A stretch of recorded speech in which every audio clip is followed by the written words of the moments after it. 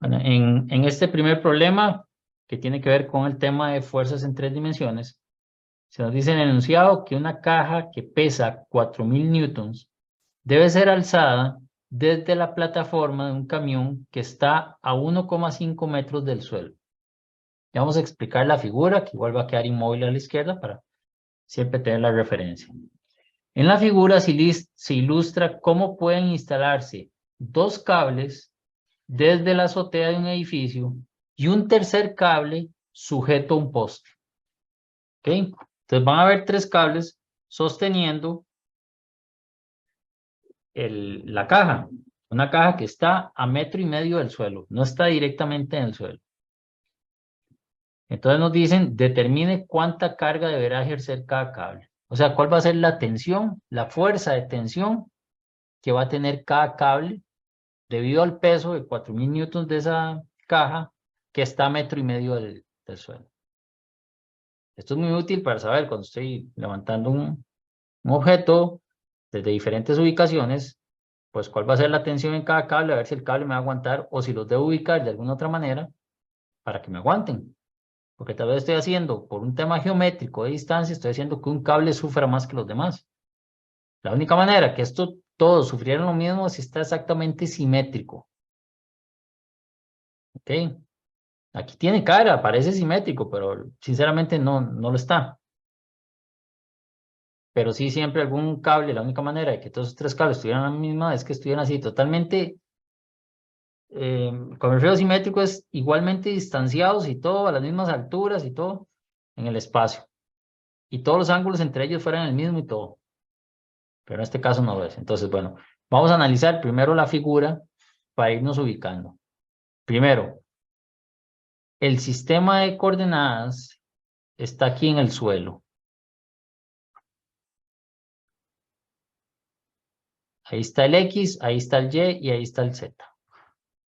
¿Ok? Pero la caja está sostenida de un punto A donde están unidos los tres cables. Entonces tenemos tres cables que están aquí. Uno que va hacia el punto, vean que inclusive me indican la dirección de la fuerza, que va hacia arriba.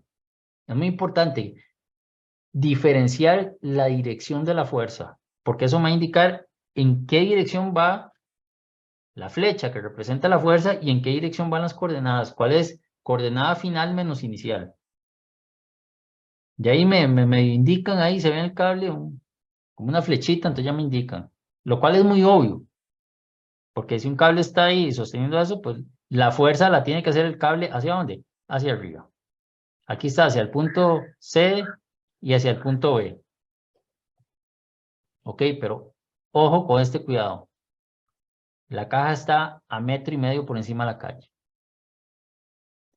Y ahí están las distancias o las alturas a las cuales se encuentra, digamos, los cables atados en diferentes puntos. El poste tiene 24 metros de altura, está indicado, y el punto B y el punto C están sobre la azotea del edificio y están a 30 metros de altura. O sea, B y C están a la misma altura, pero D está un poco más bajo que ellos. La caja está a 1,5 metros. Y vean que hay una distancia de 5 metros entre la caja y el edificio, que ahí sí coincide el punto A con el origen del sistema coordenado. Digamos que están ambos, si yo hago la proyección, los dos están a 5 metros del edificio y a 6 metros del poste. ¿Ok? Entonces, bueno, ya ahí tenemos toda la información. ¿Por qué les digo que es importante lo de la dirección? Porque vean un ejemplo rápido. ¿Qué pasa si yo tengo un trípode, verdad? Como ese de las cámaras, que está sosteniendo una cámara muy pesada. Aquí tenemos una cámara muy pesada. Entonces, ¿cuál es la dirección de la fuerza? Aquí la dirección de la fuerza va hacia arriba. ¿Por qué? Porque el peso de la cámara es hacia abajo. Pero el trípode de la función es sostenerla. ¿Ok? Aquí el peso de la caja va para abajo y también estas tensiones tienen que ir para arriba para que sostengan la caja. ¿Ok? Entonces, hay que tener cuidado cuál es el elemento que estoy analizando y en qué dirección podría ir la fuerza. ¿Ok? Entonces, nada más como para que tengamos siempre ese cuidado, que la dirección de la fuerza nos va a indicar cuál es la coordenada final y la inicial. ¿Ok? Vean que aquí, tal vez para que se entienda mejor, aquí todas las fuerzas salen del mismo punto, salen, todas salen. Aquí todas llegan al mismo punto. En este abajo, esas patas están como en compresión. O sea, se están comprimiendo para sostener el peso. En el problema que estamos viendo ahorita, los alambres están en tensión. De por sí los alambres no pueden trabajar en compresión, se doblarían. Pero igual, vean que en un caso todas las fuerzas salen del punto y en otra todas llegan al punto. O sea, sí tienen en común un punto de acción, pero en una salen todas y en otra llegan todas. Entonces yo podría estarme equivocando en la dirección si no analizo eso primero. Ok, bueno, entonces ya. Con eso, entremos ahora sí a ver el problema. Bueno, ya ahí tenemos la imagen, pero vamos a entrar a definir cada una de las fuerzas. Ok. Lo primero, sabemos que el peso es de 4000 newtons, pero hay que definirlo como un vector. Entonces le vamos a llamar W, es una letra típica que se usa por weight, ¿verdad? En inglés. W, y como es un vector, le ponemos rayita, le ponemos magnitud, sus unidades y la dirección. ¿Ok? Vuelvo a dibujar aquí para que tengamos eso claro. X, Y y Z. Entonces, con base en ese sistema coordenado, la dirección de la fuerza de la caja, o sea, del peso que ejerce la caja, es hacia abajo, por la gravedad, son 4000 newtons, y está en la dirección de menos J. Ahí sí tengo que tener ese cuidado. Ya desde aquí tengo que indicar el vector unitario como debe ser. Si hubiera ido en la dirección de Y positivo, pues le pongo J. En este caso, esta fuerza de esa caja se tiene que poner definitivamente, o sea, eso estamos claros, hacia abajo. Y va a ser compensada por estos tres cables que van hacia arriba. Si no, no tendría sentido para que haya equilibrio, ¿verdad? Eso significa que inclusive algunas de las componentes de estos cables se tienen que neutralizar entre ellas mismas. Y todas juntas hacia arriba, las tres componentes de ellas hacia arriba, tienen que ser igual a la fuerza de abajo. Ahí está el equilibrio. Y lo que es en X y en Z, pues ahí el peso no participa. Entonces, las componentes en X y en Z se contrarrestan entre ellas mismas de los tres cables. Eso es lo que tenemos que ir de una vez viendo. ¿Ok? Bueno, ahora vamos a analizar la fuerza AB. Entonces yo lo que hago es ubicarme en A y voy a ir hacia B. Pero lo voy a hacer como dije en la teoría. Me voy a ver cuánto tengo que caminar en cada dirección. Es más fácil. ¿Cuánto tengo que ir en X, en Y y en Z? Y esas son las magnitudes. Ese es el de X, el de Y y el de Z. O sea, lo puedo hacer también por coordenadas. Yo lo puedo poner coordenadas al punto A y coordenadas al punto B. Y restar las coordenadas de B de las de A. Eso puede ser. Pero eso es una manera muy mecánica que si me equivoco en algo, pues no me di cuenta. Yo lo veo más fácil, pero igual. Lo pueden hacer como gusten. Yo lo veo más fácil de esta manera. Y es, para ir de A a B, ¿cuánto tengo que caminar en X? Bueno, en X tengo que ir primero hasta pegar con el edificio para estar alineado con el punto B. ¿Cuánto? Bueno, esta es la dirección positiva, más 5, pero me tengo que ir hacia atrás, por eso es menos 5. Bueno, ya ahí estoy alineado con el punto B, pero todavía me falta subir y salir de la pantalla, digamos. Bueno, entonces ahora voy en Y. Para llegar a la azotea, tengo que subir todo esto hasta llegar a la azotea, en la dirección Y. ¿A qué altura está la azotea? A 30. Pero la caja no está en el suelo. Está a 1,5. Por lo tanto, cuando estábamos aquí en X y nos fuimos hasta el edificio, estábamos igual a 1,5 de altura. Para llegar a 30 nos faltan 28,5. Por lo tanto, es más 28,5, porque ahí sí voy en la dirección positiva de Y. ¿Y ahora qué me falta? Ya, X, Y, Z. Para llegar a este punto, aquí lo vemos claro. Tenemos 10 metros de la proyección. De aquí a acá hay 10 metros. Esa es mi proyección que está ahí arriba. Entonces, la distancia en Z es de 10 metros y es en la dirección de Z. Entonces, es más 10 metros. Ya ahí tenemos las componentes de la distancia D para llegar del punto A al punto B. Entonces, ¿cuánto vale D? La raíz cuadrada, o sea, sería esta flecha de color rojo, ¿verdad? Esta que ya habíamos indicado desde antes, desde el punto A a B, esa distancia es exactamente esto que está acá. O sea, la raíz cuadrada de las tres componentes elevado al cuadrado, de X, de Y y de Z. Cuando sustituyo ese 5, ese 28,5 y ese 10, digo 5 porque al final se eleva al cuadrado, pero bueno, mejor decir, ese menos 5 para de X, 28,5 para de Y y los 10 para de Z, todo lo elevo al cuadrado y le saco raíz, obtengo que esa distancia desde A hasta B es de 30,61 metros. ¿Ok? Entonces ahora vengo y defino el vector. ¿El vector cómo se define? Esto lo habíamos también puesto en la teoría. La fuerza como vector, AB, es igual a la magnitud de la fuerza por dx entre d. Eso en la dirección y. Más la fuerza por dy entre d en la dirección j, más la fuerza por dz entre d. ¿Ok? Todas van divididas entre d, que aquí lo vemos aquí abajo, todas son divididas entre d. Aquí van cada una de las componentes que indicamos acá en estas tres. ¿Ok? Y cada una con su dirección o vector unitario. Y J y K. ¿Me falta un montón de información ahí? Pues sí, me falta el FAB. Todo lo demás lo tengo, por eso me falta el FAB para saber cuánto es lo que vale exactamente ya la fuerza como vector. Bueno, por ahí se quedan, como dicen, en stand-by, en pausa, porque ahora sigo a la siguiente fuerza. Bueno, puedo simplificar un poco para hacerlo en decimal.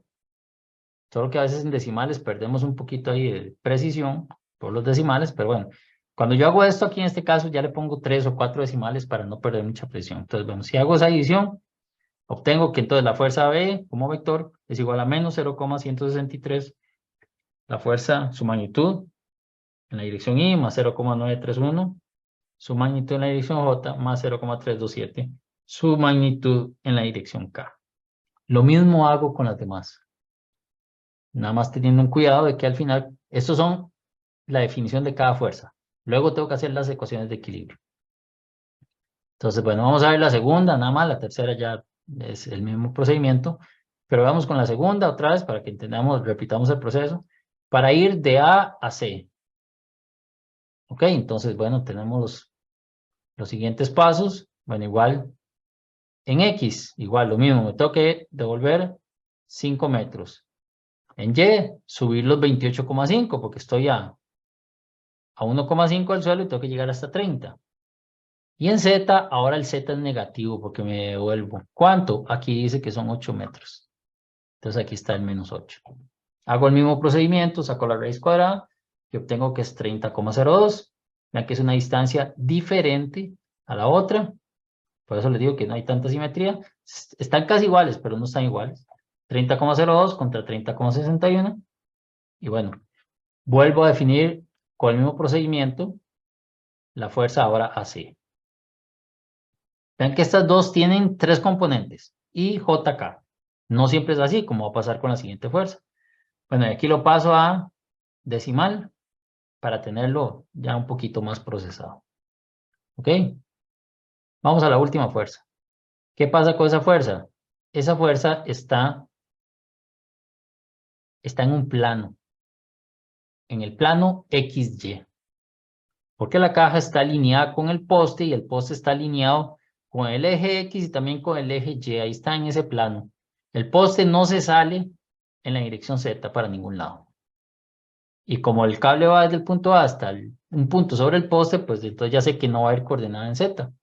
Entonces, para yo ir del punto A al punto D, Entonces, igual, me tengo que ir en X, ¿cuánto? Bueno, aquí indica que son 6 metros. Ahora sí es positivo porque estoy moviendo en la dirección positiva.